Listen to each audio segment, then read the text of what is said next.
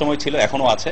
৭৫-এ 15 আগস্টের পর ওনারা এই কাজটি করেছেন এবং 2007-এর মঈনুদ্দিন ফখরুদ্দিন সরকারের আমলেও তারা সেই করেছিলেন, পালিয়ে গেছিলেন। আমরা বীরের জাতি, মুসলিম জাতি, আমরা ইমানদার মানুষ, আমরা কখনো পালিয়ে যাই না। গুলি যদি লাগে তো আমাদের বুকেই লাগে, আমাদের পিঠে কখনো গুলি লাগেনি।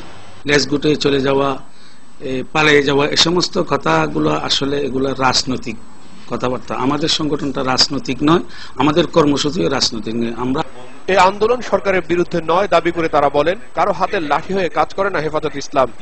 আমরা কারো দ্বারা প্ররোচিত না এবং আমরা সরকার নামানোর জন্য, সরকারকে উৎখাত করবার জন্য এই আন্দোলন করিনি। তবে এই কথা সত্যি, সরকারকে পদত্যাগে বাধ্য করবার মতো শক্তি, সাহস, ক্ষমতা হেফাজত ইসলাম বাংলাদেশের রয়েছে। নেতারা বলেন, হেফাজত ইসলামের দাবি নিয়ে বিভিন্ন মহল থেকে বিভ্রান্তি ছড়ানো হচ্ছে। নারী অধিকার খর্ব নয়, নারীর শালীনতা ও মর্যাদা রক্ষার কথাই বলছে হেফাজত ইসলাম। মর্যাদার জায়গার মধ্যে নারীদেরকে দেখতে চায়। রিশান নাসরুল্লাহ।